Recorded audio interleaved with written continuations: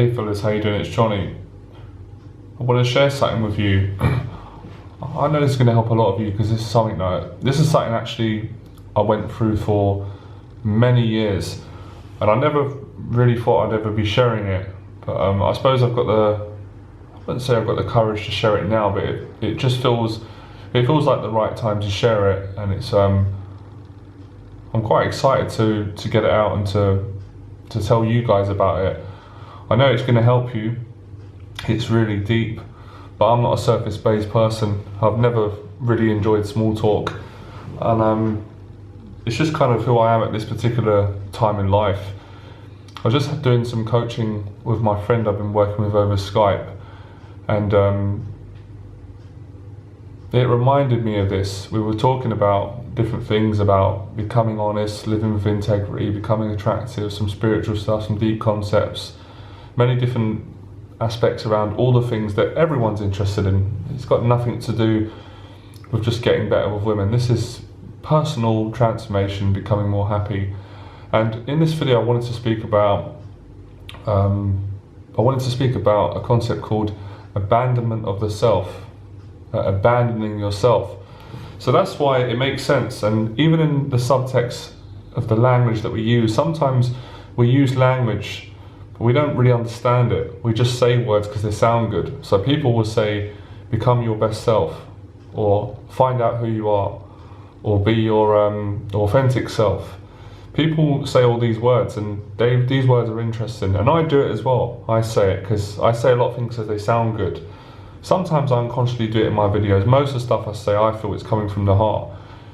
But we all do it, and I do it sometimes. But I really went deep. I had to think about it, and I thought, there's no doubt in my mind, there's no doubt whatsoever, that for many years I absolutely abandoned myself. There was a complete abandonment of self in every aspect, psychologically, spiritually. I knew it. I knew that I wasn't being myself. I knew I was living a lie. I knew it. So, don't even know how to explain it. It's so many years. I'm trying to make sense to share this with you. It's like a bit of energy in me that's stuck, that I need to get out and explain. And it's I have real trouble sometimes sharing these things, because they're all stuck in the past. They're things that I've overcome, or things that I'm continuously working on. And yeah, man, it was growing up, man, I knew I was a fake. I knew I was a phony. And when I say a fake and a phony, I don't mean in the context that I wasn't a nice person, or I was a dishonest person, even though for many years of my life I wasn't a nice person. But I had a good reason to be like that. And I've actually, in teaching all the time and working on myself continuously, which I really enjoy doing, get a lot out of, I've realised that I had a really good reason for abandoning myself. And of course, many people do. And it's interesting because going back in time and thinking about it, I think what was keeping this game going, this game of me pretending to be someone I'm not, and basically not having the courage to show who I am. And another tagline I'm going to use, and it's something that I personally pioneered. I've not got a copyright on it, but I've kind of used it, I've spoken about it, is the fear of being honest. I abandoned myself because I was absolutely terrified of being honest. I was terrified of I don't just mean being honest like now on a video blog and speaking to people. That is one area, but I mean being honest and living honest, following my feelings and living with integrity. And it goes so deep. It goes into everything we do, who we are, how we dress, conversations we have, the way we view the world, the way we view people, the way we judge ourselves. And I can't fully put a finger on it because I'm not a psychologist. And quite frankly, I don't want to be a psychologist. I like psychology. I just want to be how I am, which I am. So I guess it came from because I was around a lot of violence and negativity. Of course, I was also around a lot of wonderful moments with the family, Christmases, friends, and all that. But I think negative experiences, being exposed to danger, especially when I look back, it's only when I sort of assess my life and go back and I think, God, I was violent, man. I was in so many violent fights. Okay, there's always someone else who's had more, but really violent upbringing and surrounding, and violent in every sense: physical violence, negativity, danger, anxiety, social anxiety, panic attacks. So, of course, if you're exposed to violence and danger, you are going to protect yourself. And it's interesting because so many contradictions within contradictions with why I abandoned myself. And it's weird because I abandoned myself to fit in with people so they wouldn't abandon me. When I think about that, it makes no sense. So to protect yourself so people don't hurt you. But in you protecting yourself and developing an archetype or a personality that you feel people will accept, you lose everything anyway. So the way I see it, for many years of my life, this is extreme, but I'm going to say it because it feels right, and this is how I felt. Thank God I don't feel like this anymore. I was a dead man walking around in a body. I literally killed myself inside. And that's why I used to sometimes wonder, why do I feel dead? Why do I feel so depressed? I feel so depressed that I don't even want to tell anyone about it. I'm so afraid what they would think.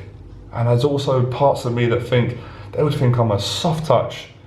They think I'm not a man. They think I'm trying to seek sympathy. So I just kept it bottled up. And I had no self-respect. I had absolutely I had no personal boundaries, no sense of entitlement, no opinion, no personality. I developed a personality based on assumption and ideas of what I felt people would agree with. I basically carved out a personality that was non-threatening. So it's the ultimate people pleaser. And on the side of that, I had another personality that was incredibly violent. And like I said just a second ago, that personality was environmental in the sense that that's evolution for you. I developed a personality that would work in this environment. So it's kind of like the abandonment of myself, my true self, and I'll get to that in a second. Well, my true self is this. This is my true self. This is who I am. And I'm continuing to develop this person. So the abandonment led to probably a lot of personalities, but the main ones I remember playing these roles was a people pleaser, a very nice guy who was quiet, reserved, non-threatening, yes sir, no sir, 3 bags full. The other side was just pretty psychotic, if I'm being honest, pretty irrational, violent, and not the type of person you'd want to be around, and I didn't enjoy this person as well. So it's interesting now to go forward in time and to have so much more awareness and life experience and to feel a lot more, I feel strong in my identity, I've got to be honest, I feel great.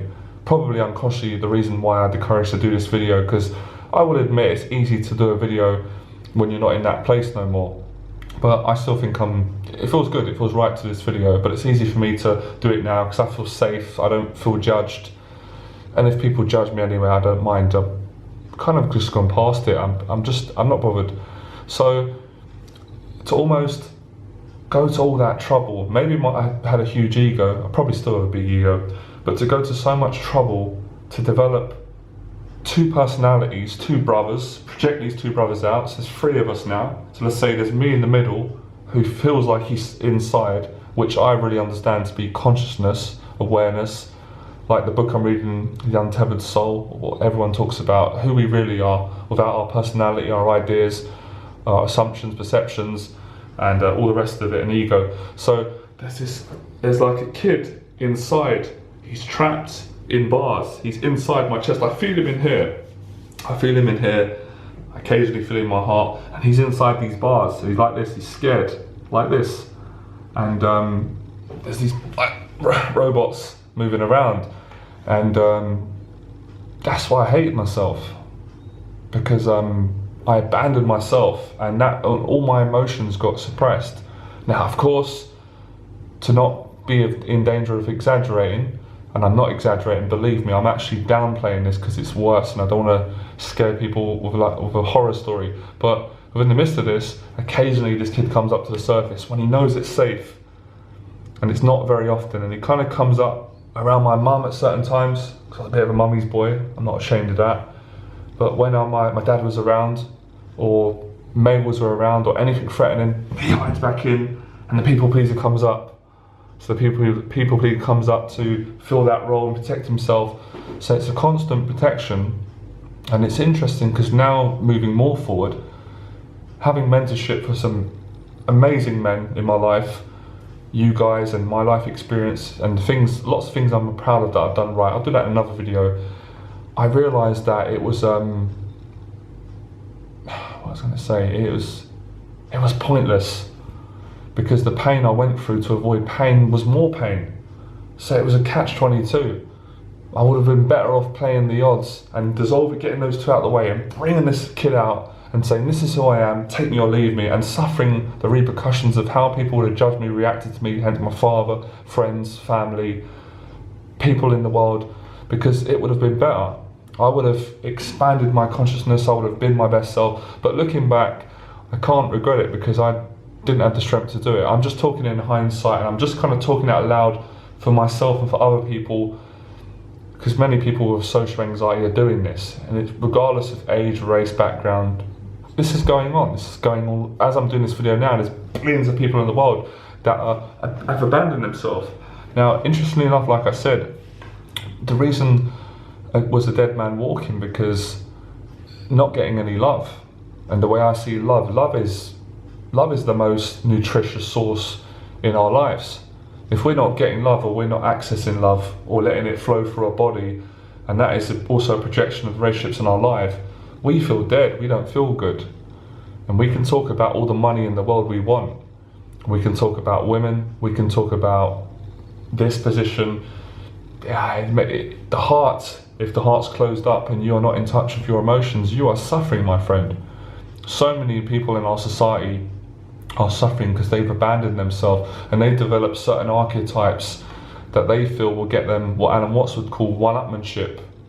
And we all want one-upmanship, to be honest. I still want one-upmanship. There's parts of me that does one-upmanship in the sense of becoming something, getting ahead. But I always think to myself, I'm not going to get one-upmanship at the cost of abandoning myself. And I haven't abandoned myself now. I've reconnected. That's why you guys heard me talk a lot in videos about I found God, connected, I'm happy, self-love, the kingdom within. This is what I mean, reconnecting with your true self and feeling everything. And that's why it's very common in spiritual awakenings. When you do reconnect, you cry, you feel angry, you feel jealous, you feel rage, you feel amazing love. You go through all these emotions. And I personally believe from my own experience, which my own awareness tells me, you get in touch with all the emotions that you were meant to feel, that you've been suppressing over the years. And it's such a beautiful, liberating feeling. It can also be a terrifying one to reconnect and feel all those emotions. And it brings me on to something else.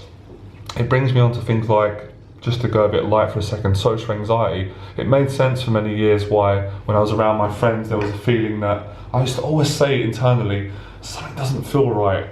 Something doesn't feel right. Of course, it wasn't like that 24 hours a day. I did have great moments with friends. I did have some really good friendships, but I'm talking about on a consistent basis. Even when I would leave friends and come home, I remember being at a friend's house, a group of friends, having a kind of, not having a mediocre time, but kind of just sitting in a room and just feeling lonely. And just coming away and going back home and thinking, just this feeling of darkness and this feeling of complete abandonment and a feeling of no one loves me, I'm no good, I'm not good enough, and then followed by, oh, I hate myself, you know what I mean, I'm no good, and stories of if I had this, if I achieved this, I'd feel better. And you know that deep down it probably wouldn't make much difference, but confusion and abandonment. And then, you know, it's just, it is sad, it's sad, but it's also extremely, what's the word?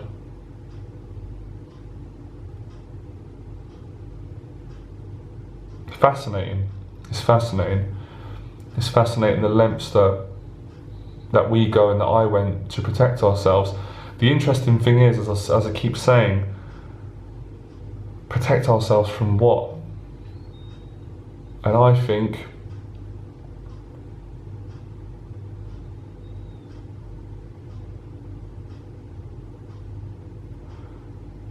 I don't quite know, I'm trying to get the word right, but I think I was protecting myself from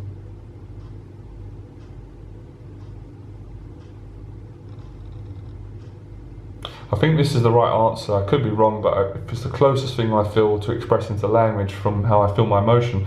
I think to protect myself from love. I think when I go through all the different emotions and fears and keep going through the layers and breaking them down, I think that there was a fear of being loved. So I think the full sense of abandonment was to protect myself from receiving love from people, hence why it was difficult for me to trust people at that time, because how can you trust people when you don't trust yourself? It makes sense. Who's the person who's going to trust the person? Because you're playing different characters. You're in a complete place of confusion. That's why my relationships now have dramatically improved, even with myself, completely improved. Got out all the crap, all the rubbish, all the dishonesty, carved them all out, brought this person out and shown them to the world. And I personally want to share this. I want to share this because there's probably someone going through this, and I know how it feels. I remember the feelings. I'm revisiting those feelings. I can't feel all of them because I've done so much healing, and that's a good thing. And because I feel in great shape. But I tried a minute ago to sit down and write an article, but it wasn't coming out right, so I wanted to do a video blog. So yeah, it was, and it was just really silly, really, because I was hiding from my confidence. Confidence is a right word. Hiding from my strengths, my masculinity, my vulnerability, which is very important. I have no doubt in my mind, it's very important for anyone.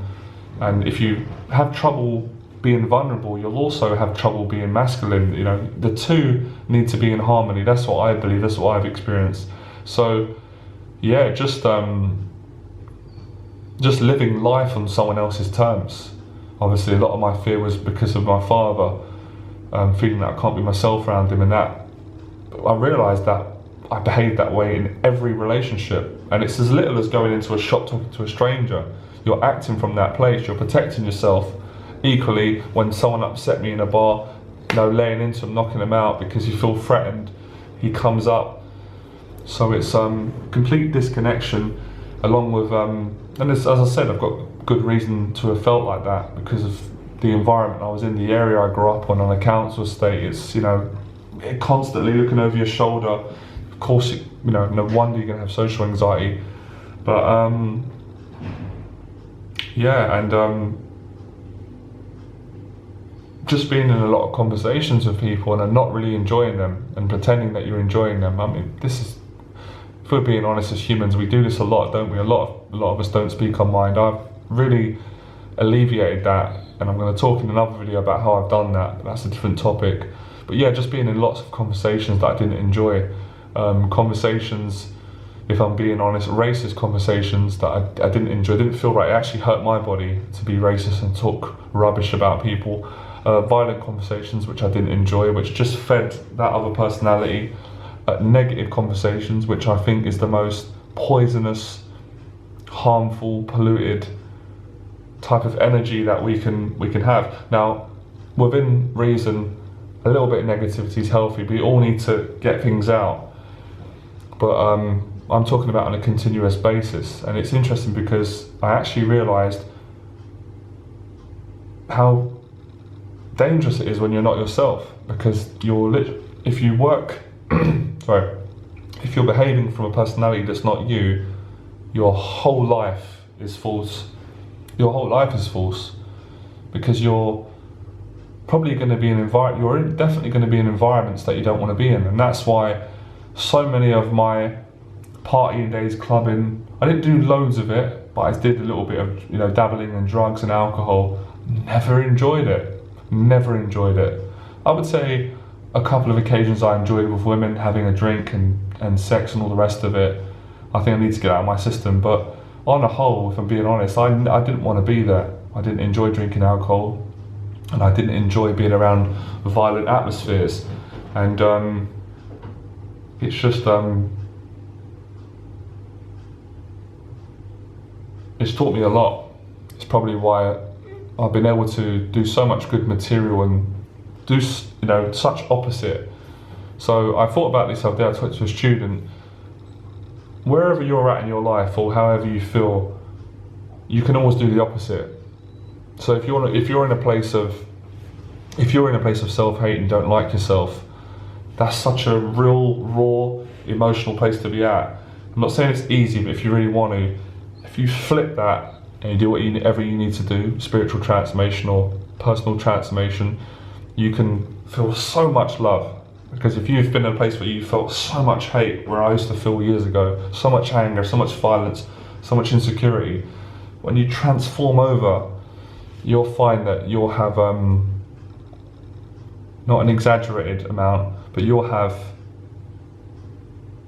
probably have more love than a person who is good in themselves, but just kind of never been through a lot. Because you go from one extreme to another extreme, and yeah, man, it's so I'm not complaining. I'm actually saying that that's why I'm here. That's why this is the real reason why I've achieved success in the things I've done. And even when I say that, in my own right, I don't feel that successful. And I don't mean that in a way where I'm not acknowledging that I've achieved things, but I just see it as, without being arrogant, I knew I was going to do this. I knew I was going to achieve this, and I want to do a lot more. So this is just a start for me. But I'm just kind of stressing the point, if I'm speaking to anyone that feels that they've abandoned themselves and they don't love themselves and they can't trust anyone and they're in a lot of pain, you can definitely change this, because I'm living proof I've done it and I'm going to continue to do it. And it's probably the most thing that inspires me. When people ask me, what drives you, what motivates you? I'm not going to give the common answer that most people expect. Most people will say, and I do believe in God, and God does motivate me, but most people will say something really positive, and I'm not disputing that, but that's not my truth. What motivates me is that I went through so much pain, I went through so much dishonesty, I made so many mistakes, and I went through so many psychological, being in different places and thinking, it was so bad, it was so awful, it was so negative, it was so hateful, it was so violent. It was every negative, horrible, horrific thing you could experience psychologically, emotionally in the world. I had to change it. There was nothing else, no doubt in my mind that I wasn't going to try. I was going to die before I was going to go out. And that's a positive thing that I want to go into now. And I was talking to Jeff on Skype, my mentor, a friend. I was talking to my friend Sati today. I was talking to a friend. Lots of people have been talking about, and I've been talking about this concept of, and Jeff goes into it in his videos a lot, this dying to self, this surrendering, this completely letting go. And Alan Watts, all of the spiritual, even all the people that you guys look up to, probably lots of people that I watch, they're all at some stage talking about this. In my own way, in the counsellor state way, the Irish way, we just say, enough is enough. And I think enough is enough means I'm letting go. And that is in the sense of, I'm not going to try and protect myself no more. I ain't fucking around no more. I'm not afraid to be afraid. I'm not afraid to be criticised. Or even if I'm afraid, I'm going to do it anyway. There's nothing more to lose.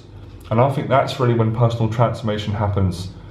I really think this is a massive part of the truth in my teaching. And it's been a truth for many other teachers that I've named, mentors, people that have inspired me. There's got to come a point in a man's life or a person's life when they say, I can't take it no more. And even Eckhart Tolle spoke about this. He said he was at a stage where he said, I cannot live in this body no more, take it. And then he said, who is the I that can't take it? And then he got the realization that it was a separate self. And that's what happened to me. I said, I cannot take this anymore. And I swore many times in my room, this is years ago, about 7-8 years ago, and I said to myself, sorry to swear, I said, fucking can't take it no more. I've had enough. And I used to cry and do this figure, I've had enough. My dad used to do it as well. I probably got it from him. He'd say, enough is enough. And I took that, and when I said that, I said, enough is enough. I was so glad to laugh about it. But when I said enough is enough, that's kind of like my mantra. I always do it. And I'm even doing this now in a video because there's some other things that I want to go into, that I want to do, future things where I've got a little bit of fear. And I'm going to take my time now, and I want you guys to hear this. I'm being straight now. I want you to hear this, but I don't want you to hear this in your mind. I don't want you to hear this psychologically. I want you to hear this in your heart. And what I mean by that is feel it in your heart. No bullshit. No trying to make excuses. Enough is enough. And that's when we first decide, I'm going to love myself. I'm going to love myself at the cost of risking everything, being attacked by people, being judged, losing relationships. Because if we can't love ourselves, what's the point? No fucking point at all. I spent about 25 years attacking myself and hating myself and projecting that out onto other people and joining people that felt the same way and building relationships. Enough is enough. Personal transformation takes place when we say enough of all of it.